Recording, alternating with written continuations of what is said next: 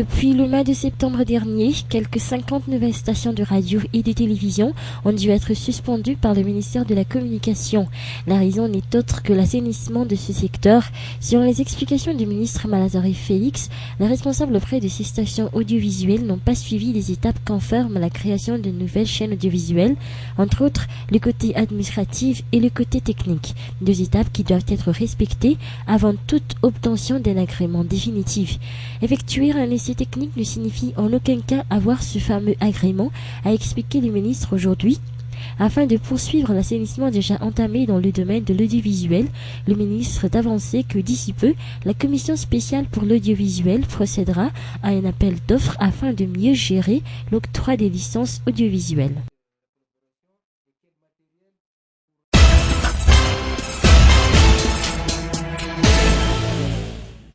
Le face-à-face entre le ministre de la Justice, Christine Rosana Massouf, et les membres du syndicat des magistrats de Madagascar, ou SMM, n'a finalement pas eu lieu ce jour. Prévu se tenir à 15h de l'après-midi, l'Assemblée générale du SMM a eu lieu, mais sans la garde des Sceaux.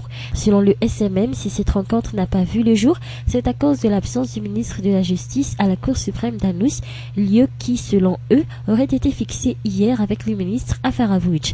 De son côté, Christine Rosana Massouf affirme qu'elle et son staff ont vainement attendu les membres du SMM à son bureau à Faravouch pour discuter ensemble de la situation actuelle.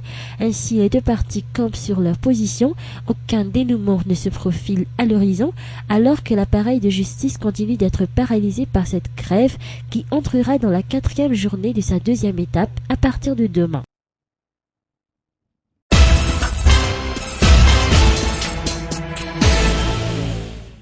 Une formation de 3 jours a été octroyée aux responsables des structures décentralisées de la Commission électorale nationale indépendante, ou CENI, dans le cadre des préparatifs relatifs aux élections du 17 novembre prochain.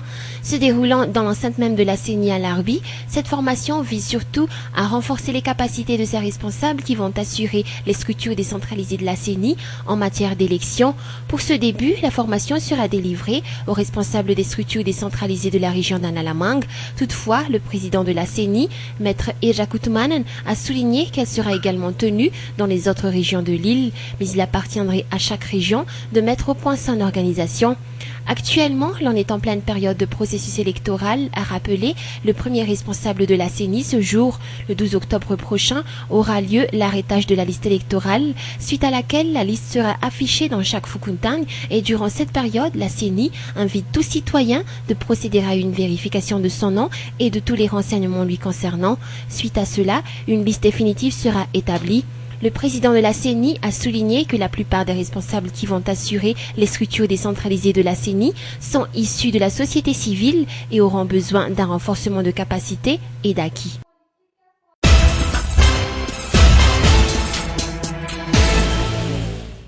La mise en application de la double licence n'apportera rien de positif à la gestion des transports dans la Grande Île, ont souligné ce jour les présidents de coopératives d'Amboudvoun. En effet, une rencontre entre les représentants de toutes les coopératives et des responsables au niveau de l'ATT s'est tenue dans la matinée à Mpasapit, une occasion pour les responsables de coopératives de souligner leur position quant à l'octroi de cette double licence. Selon Nakutouaj Voun, président de la coopérative VAT, les transporteurs ainsi que toutes les coopératives CISA Amboudvoun sont tout d'abord contre la tenue de manifestations, perturbant ainsi le cours de leur travail, mais surtout perturbant la gestion et l'organisation déjà mise en place. Selon un responsable auprès de la coopérative Cofito, la ligne Tamatav-Tanarive dont ils desservent est perturbée par l'application de cette double licence, car ceux qui assurent la ligne Diego-Tana transportent également des passagers en partance pour Tamatav et fixent à cet effet des tarifs nettement inférieurs à les leurs. Le directeur général de l'ATT, Rakutjasu Samuel, a réitéré que l'utilisation d'une double licence est interdite par les textes en vigueur, mais a souligné que l'ATT est prête à en discuter avec tout un chacun afin qu'une entente soit trouvée entre les partisans de la délivrance d'une double licence et les opposants à cette disposition.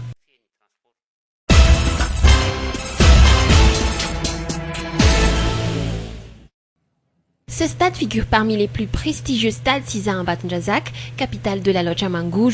Les stars du football d'Aloch Amangour, ceux de l'équipe du Vujmaïr d'Aloch, ont donné leur premier coup de ballon sur ces lieux.